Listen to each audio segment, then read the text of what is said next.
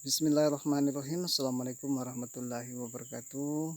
Pertama-tama kami mengucapkan salam tandan berduri, salam perantar semua kepada seluruh petani sawit se-Indonesia.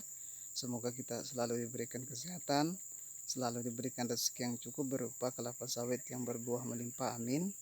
Oke, kembali lagi di video kami teman-teman. Di sini kita akan membahas sedikit bagaimana tips atau cara menentukan jarak tanam kelapa sawit yang ideal. Oke, memang banyak teman-teman yang galau, banyak teman-teman yang bingung jarak tanam kelapa sawit yang ideal itu seperti apa? Apakah 88, apa 89 atau 99 atau bukan lebih? Nah, di sini di video kali ini kita akan bahas tuntas bagaimana cara menentukan jarak tanam ideal bagi kelapa sawit kita. Oke, jadi bagi teman-teman yang belum subscribe, silahkan di subscribe dulu. Dan silahkan dibagikan video ini, di share video ini. Mudah-mudahan video ini bermanfaat bagi kita semua. Amin. Oke, kalau sudah kita lanjut. Oke teman-teman, jadi memang jarak tanam merupakan penentu keberhasilan atau kesuksesan kita dalam berkebun sawit. Mengapa itu? Nah, itu akan kita bahas tuntas, dan bagaimana cara juga menentukan jarak tanam yang ideal untuk kelapa sawit kita. Oke, jadi pertama, jarak tanam ini sebetulnya adalah faktor penting yang menentukan keberhasilan kita dalam berkebun sawit. Karena apa? Jadi setiap tanaman, yaitu kelapa sawit ataupun yang lainnya, itu membutuhkan yang namanya penyinaran sinar matahari atau intensitas cahaya matahari yang cukup dan yang berlimpah. Jadi jarak tanam itu adalah penentu banyak atau sedikitnya intensitas cahaya matahari yang masuk ke kebun kita, yang nantinya akan menyinari tanaman kelapa sawit kita. Jadi fungsi cahaya matahari di sini adalah teman-teman untuk melakukan proses fotosintesis tanaman. Jadi tanaman atau kelapa sawit kita nanti akan melakukan fotosintesis. Fotosintesis itu adalah proses pembuatan makanan yang dilakukan oleh daun yang membutuhkan cahaya matahari.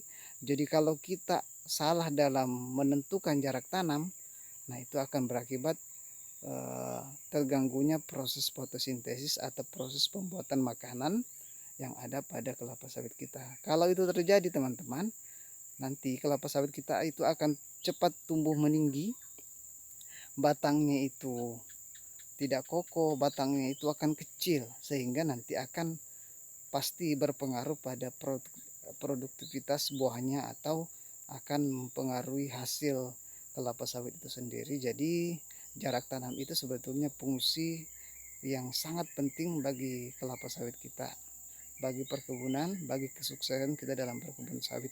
Jadi saya contohkan teman-teman di sini, di kelapa sawit kami ini, jarak tanamnya ini kita lihat di ujung pelepahnya ini. Jadi kelapa pokok yang ini, pokok yang satu ini dan pokok yang sebelah sana itu tidak saling bersilang. Dia pasti di ujungnya ini teman-teman. Jadi memang cahaya matahari itu akan sepenuhnya masuk, sehingga proses fotosintesis itu akan berjalan dengan maksimal dan tentunya akan berpengaruh pada buahnya nanti teman-teman. Kita lihat teman-teman di sini. Jadi ujung daun pelepahnya ini dengan ujung daun pelepah yang di sebelah ini itu tidak saling menyilang. Itu karena apa? Jarak tanam ini sudah termasuk jarak tanam ideal yang tentunya akan berpengaruh pada intensitas cahaya yang masuk ke kebun kita, sehingga proses fotosintesis itu berjalan dengan lancar. Oke teman-teman, kita lihat di sebelah sini.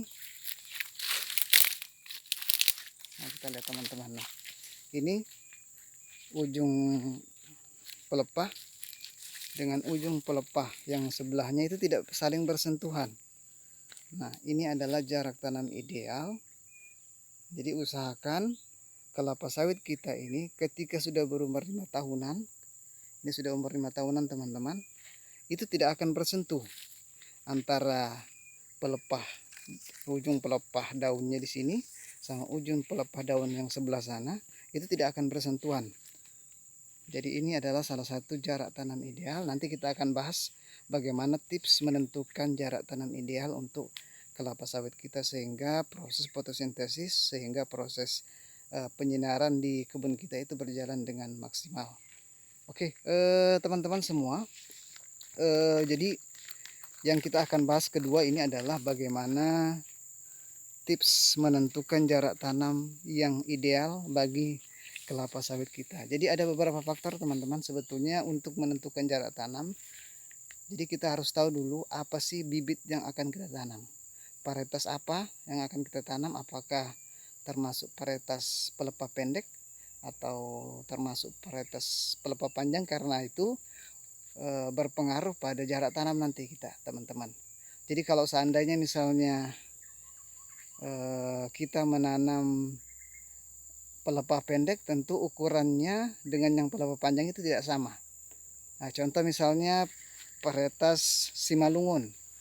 Varietas Simalungun itu panjang pelepahnya ketika berumur 5 tahun ke atas itu panjangnya 5,4 meter, itu termasuk pelepah pendek. Jadi pelepah pendek itu adalah panjang pelepah kelapa sawit di atas umur 5 tahun yang panjangnya di bawah 6 meter. Kalau di atas 6 meter itu termasuk pelepah panjang.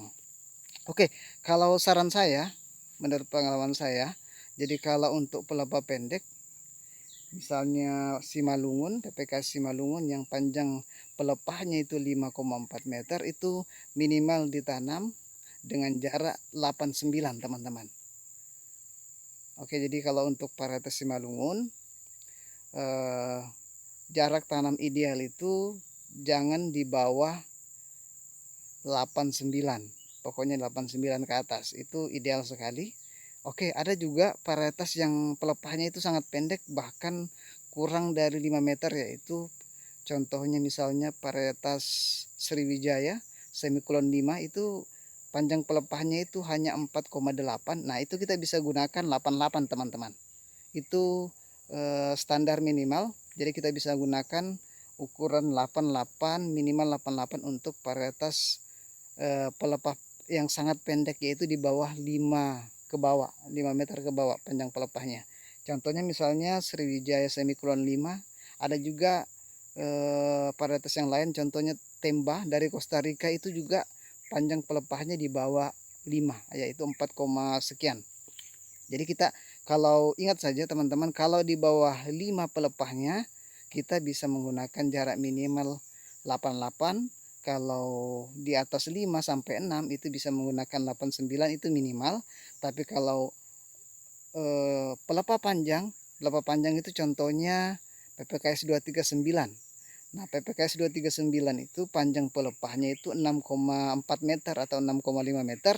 Jadi minimal kita menanam itu 9,2 meter, 9,20 cm. Nah, itu yang sebagai apa namanya?